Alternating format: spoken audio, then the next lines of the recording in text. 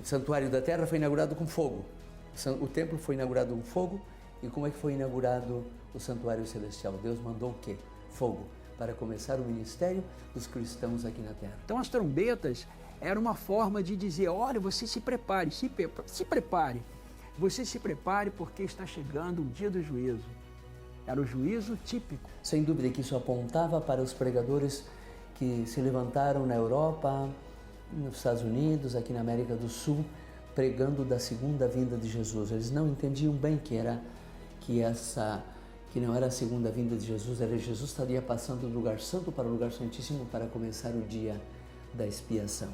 Esse primeiro grupo de festas, são festas da primavera, esse bloco todo se passa na experiência de Jesus Cristo como Messias. No tempo do fim, estariam concentradas as festas que acontecem no outono, no período outonal.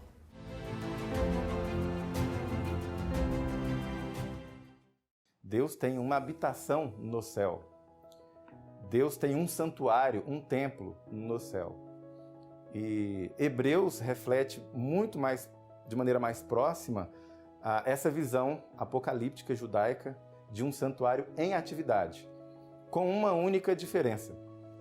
Hebreus capítulo 1 estabelece que Jesus é superior aos anjos. Então, os sacerdotes nesse santuário celestial não são os anjos. É o próprio Jesus Cristo, que é um sacerdote de uma ordem diferente, a ordem de Melquisedeque. Se for admitido uma concepção platônica da realidade e este mundo celestial ser entendido em uma forma totalmente metafórica, então, na realidade, não haverá espaço para a concepção de uma estrutura real de um santuário neste espaço celestial. Todos os aspectos do santuário feito por Moisés e os israelitas apontavam para a realidade de um Salvador, que viria pagar o preço pelos pecados da raça caída. Desde a estrutura do tabernáculo, seus móveis, cada símbolo e ritual, bem como os sacrifícios oferecidos e as festas anuais, representavam como uma sombra o ministério que seria desempenhado pelo Messias. Mas será que todos esses símbolos são apenas uma alegorização? Uma versão idealizada que quer apenas passar uma mensagem, ou estamos diante de algo tão real quanto a própria realidade? A teologia adventista compreende o santuário celestial como sendo algo real e o molde perfeito para cada detalhe replicado no modelo do deserto. Na segunda etapa da série Santuário e Salvação, investigaremos mais de perto o Santuário do Céu, bem como o ministério de Cristo desempenhado por lá. Não saia daí, o Teólogos está só começando.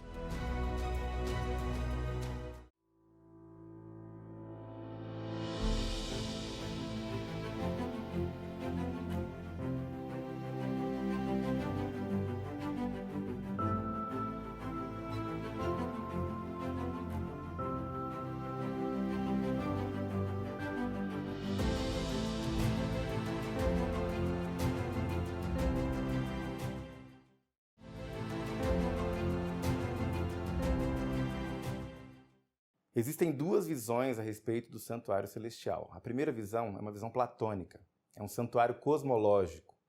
O céu é o santuário, na verdade o céu é o lugar santíssimo, e o lugar santo seria a terra, o pátio seria a terra também.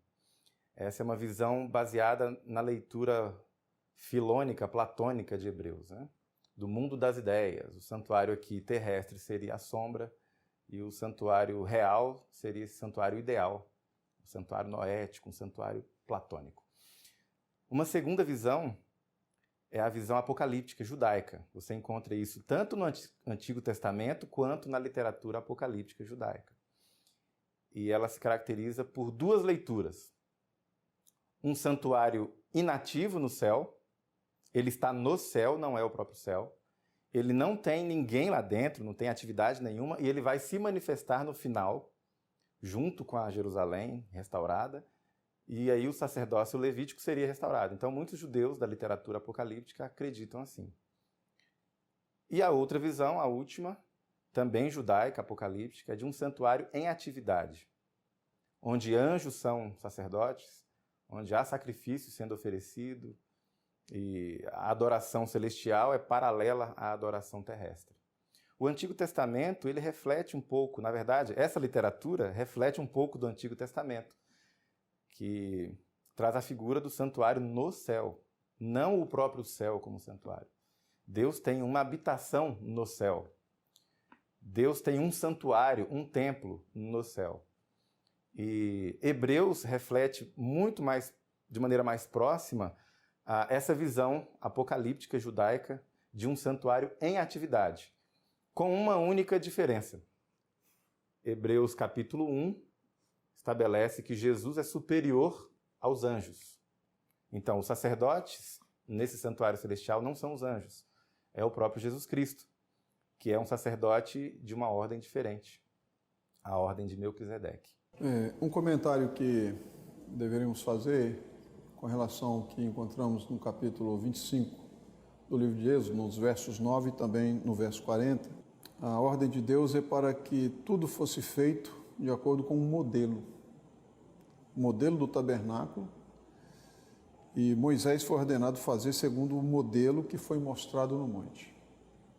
Então, Deus mostrou para Moisés um modelo. E aqui, então, nós deveríamos entender qual é a relação que existe entre aquilo que Moisés fez e aquilo que foi mostrado. E isto, então, de alguma maneira, nos faz entender que existe uma realidade da qual aquele santuário era uma cópia, como nós encontramos lá na carta aos Hebreus. Então, qual é a relação que existe entre este santuário terrestre e este modelo celestial que foi mostrado a Moisés? E aqui nós nos encontramos numa situação em que muita gente chega ao ponto de negar a realidade do santuário celestial devido às suas concepções filosóficas. E em que sentido as concepções filosóficas elas interferem na interpretação do texto bíblico? Ora, se for admitido uma concepção platônica da realidade, falando-se de mundo de formas, mundo das ideias, e este mundo celestial ser entendido em uma forma totalmente metafórica, então, na realidade, não haverá espaço para a concepção de uma estrutura real de um santuário neste espaço celestial. Então, veja que esta percepção filosófica impede o indivíduo de interpretar ou de aceitar a existência real do santuário celestial no âmbito celestial. De acordo com a carta aos Hebreus, no capítulo 8, no verso 2, é dito que o nosso sumo sacerdote, ele é ministro do santuário e do verdadeiro tabernáculo que o Senhor erigiu. O Senhor edificou, não foi o homem. Então existe um santuário edificado pelo Senhor, é o verdadeiro, chamado verdadeiro santuário. Então, é isso que está no texto. E se nós não formos impedidos por uma concepção filosófica, então nós iremos aceitar esta realidade. Por quê? Porque a carta aos Hebreus argumenta acerca de Jesus Cristo, argumenta acerca da humanidade de Jesus Cristo, fala acerca das tentações que ele sofreu, da vitória dele sobre o pecado, da ascensão dele para ministrar neste verdadeiro tabernáculo. Todas estas realidades referentes a Cristo são aceitas. Por que não se deveria, então, aceitar a realidade do tabernáculo onde ele está ministrando? Então, o argumento é claro, biblicamente, não há espaço para uma concepção filosófica. Biblicamente, nós simplesmente aceitamos aquilo que está escrito, que está revelado. Existe um santuário real onde Jesus Cristo penetrou para desempenhar a sua função sumo sacerdotal em favor da humanidade. O livro de Hebreus, no capítulo 8, versículo 2, diz que Jesus é um sumo sacerdote que serve no santuário, o verdadeiro tabernáculo que o Senhor erigiu e não o homem. Ou seja, Jesus atua num lugar que está no céu.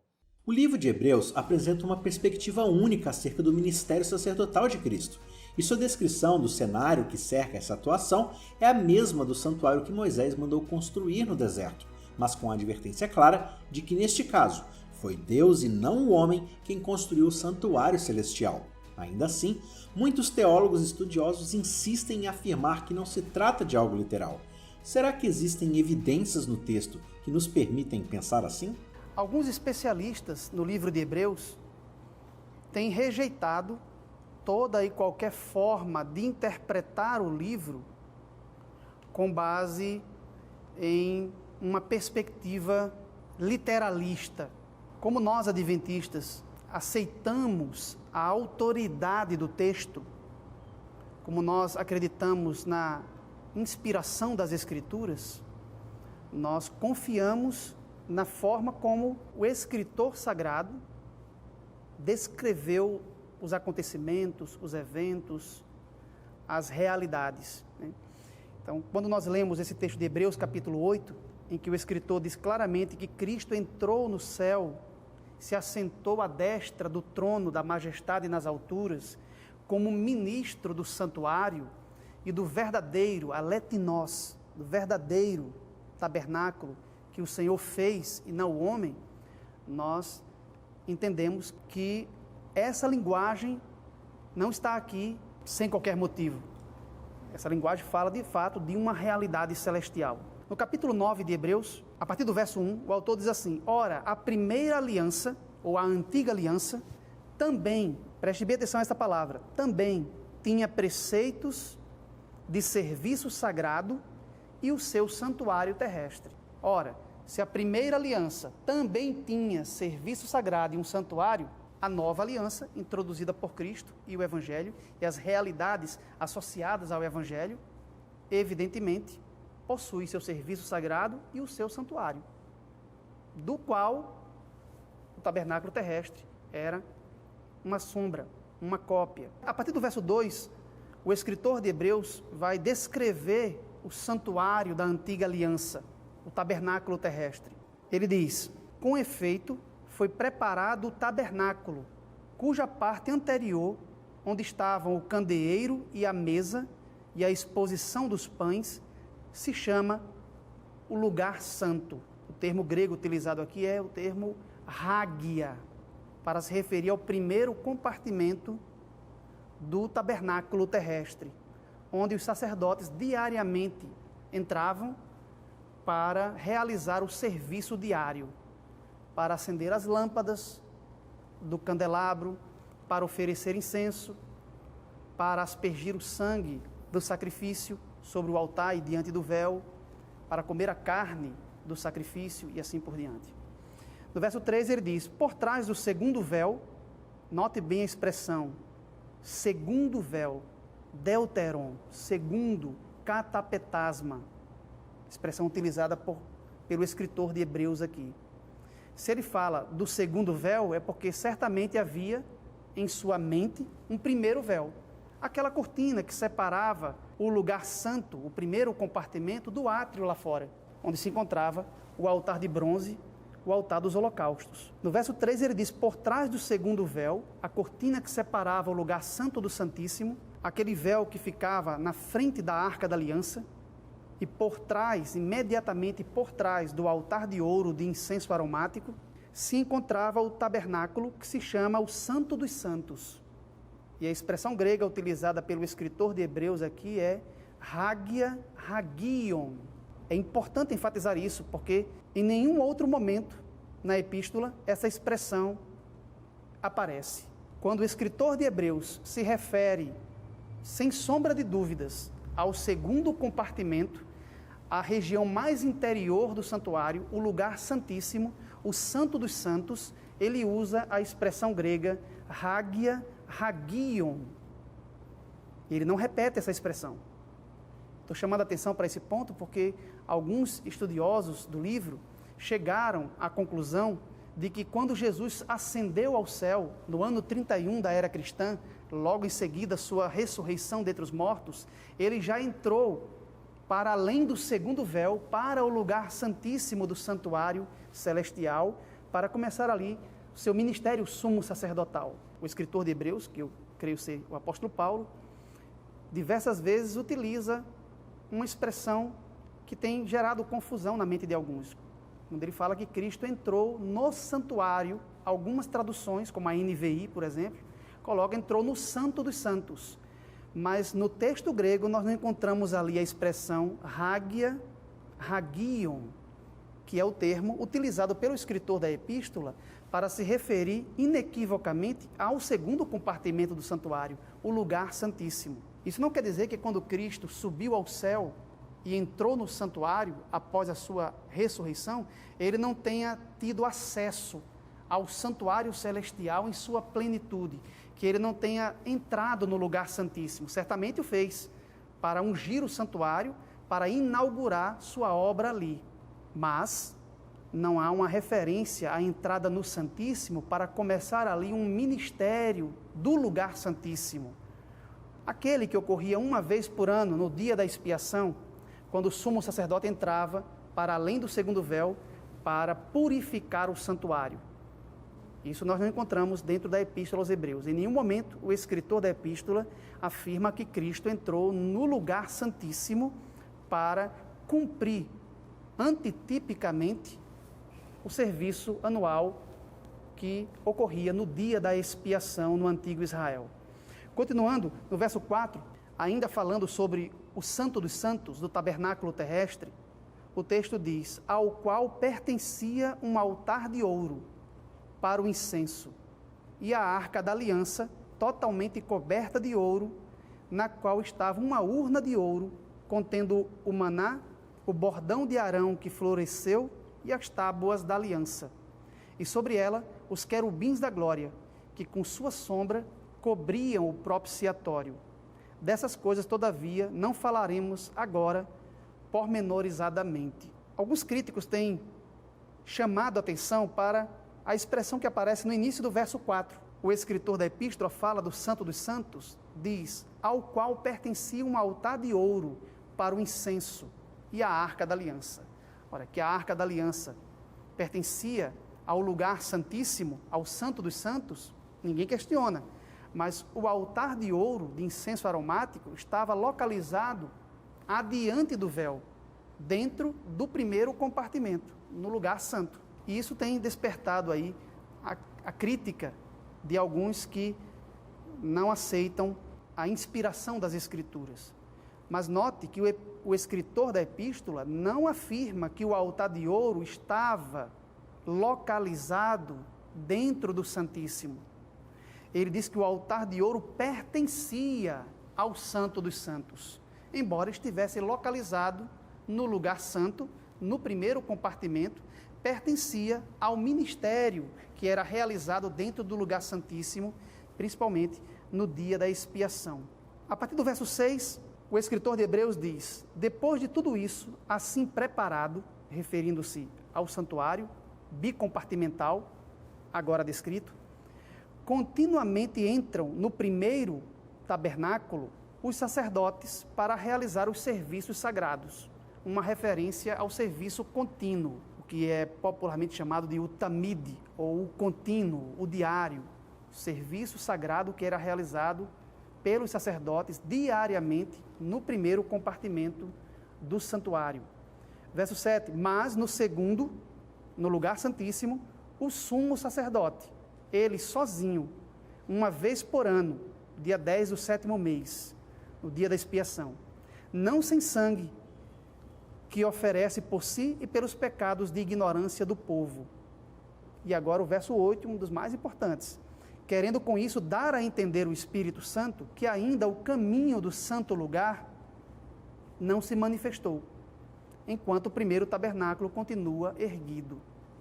O escritor de Hebreus está dizendo que o caminho que Cristo abriu para nós, para além do véu, para o santuário celestial, não estava ainda aberto enquanto a primeira tenda, o tabernáculo terrestre, estivesse em funcionamento, estivesse de pé.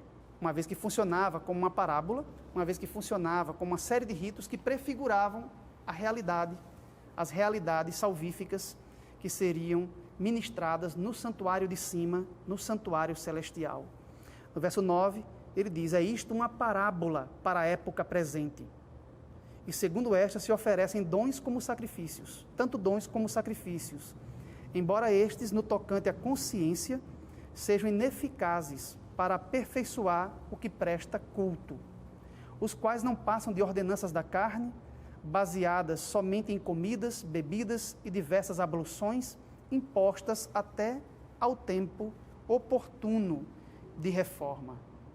Tudo o que ocorria dentro do santuário terrestre era apenas ordenanças, tipos, sombra, imagens, prefigurações de realidades maiores que, de fato, purificariam a consciência do adorador, já que isso não poderia ser feito no cerimonial típico.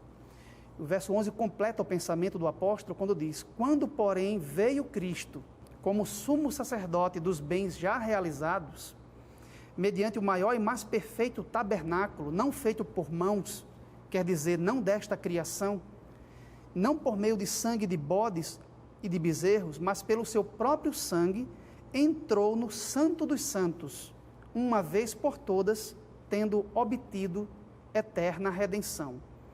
Aqui há algumas expressões que precisam ser esclarecidas. O verso 12 diz que ele entrou uma vez por todas no Santo dos Santos. Mas aqui nós não encontramos a expressão utilizada pelo escritor, lá no verso 3, para se referir ao Santo dos Santos, o segundo compartimento do tabernáculo. Hagia, hagion. Aqui nós não encontramos essa mesma expressão. Aqui encontramos a expressão hagia, que em geral se refere ao santuário em sua completude. É um termo geral para se referir ao santuário, com todos os seus compartimentos e com seus móveis. O termo tahagia, no grego, tanto da LXX, a Septuaginta, a Bíblia grega, que certamente influenciou o escritor de Hebreus, porque quando ele cita o Antigo Testamento, ele cita consistentemente a versão grega do Antigo Testamento, a Septuaginta, e também em Flávio Joséfo, até mesmo em Filo, né? O termo se refere ao santuário em sua completude, e não a um dos compartimentos em específico. Talvez em raríssimas ocasiões, mas de um modo geral o termo se refere ao santuário em sua completude. Então a melhor tradução seria: não por meio de sangues de bodes e bezerros, mas pelo seu próprio sangue entrou no santuário, sem especificar o compartimento, né? Uma vez por todas, tendo obtido eterna redenção. Essa expressão tendo obtido, né? Aqui estamos diante de um particípio aoristo no grego, que nos possibilita duas formas de tradução. Alguns traduzem: tendo obtido já uma eterna redenção, entrou no santuário celestial. Quando então ele obteve essa eterna redenção? Mediante sua morte na cruz, sua obra realizada sobre o Calvário. Mas podemos também ver nesse termo grego uma tradução diferente. Alguns traduzem, ao invés de tendo obtido eterna redenção, por a fim de obter eterna redenção. Ele entrou no santuário celestial para obter eterna redenção.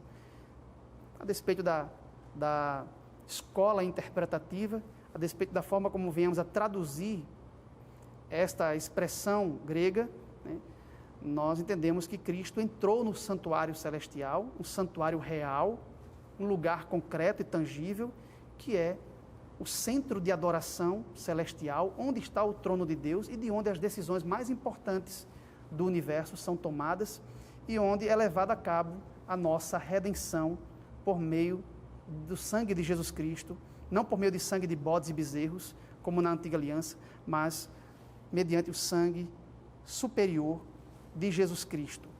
Então, esses pontos são pontos importantes que também devem ser levados em consideração por nós na compreensão da doutrina do santuário. O santuário celestial é visto no pensamento bíblico de forma ampla como a morada de Deus e o local onde Cristo está exercendo seu ministério de intercessão e aplicando seus méritos conquistados na cruz em nosso favor.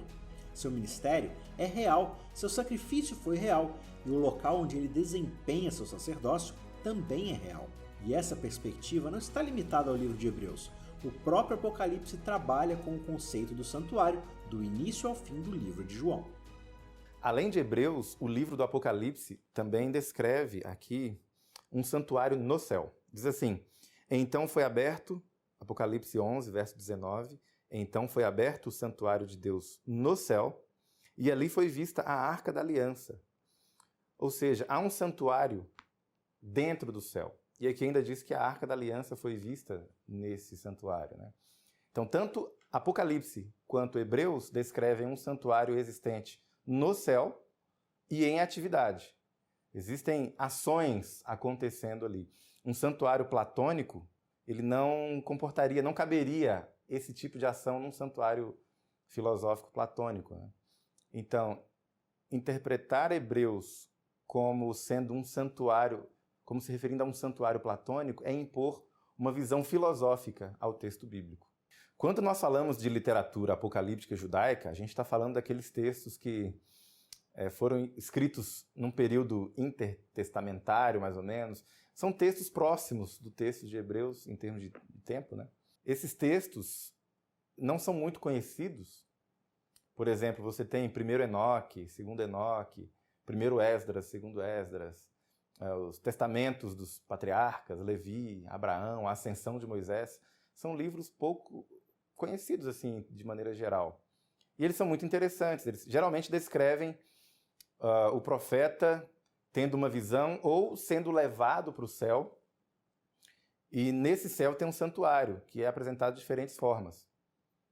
Pode ter um templo ali, um prédio, um palácio, né? Onde o visionário, o profeta, é convidado a entrar. E ele entra nesse templo. O templo tem lugar santo e santíssimo, 2 compartimentos. Geralmente tem um véu separando os 2 lugares. Tem altar de incenso, tem incensário. Ou seja, é a mesma estrutura que você encontra no Antigo Testamento. Então, esses textos, eles retratam um santuário no céu. Eles apresentam diferenças. Os textos de linha mais escatológica, eles apresentam o santuário inativo. Não tem ninguém fazendo nada dentro desse santuário, nenhum tipo de atividade sacerdotal. Os textos judaicos de linha mais mística são esses onde o profeta é levado para o céu e adentra no santuário e tal. E lá, geralmente, o profeta encontra um anjo ou vários anjos que são sacerdotes e que eles oferecem ali todo um ritual sacerdotal nesse santuário celestial. Então, o que importa para a gente é que essa é uma ideia que os judeus já tinham, de um santuário no céu. De onde vem essa ideia? Essa ideia vem do Antigo Testamento.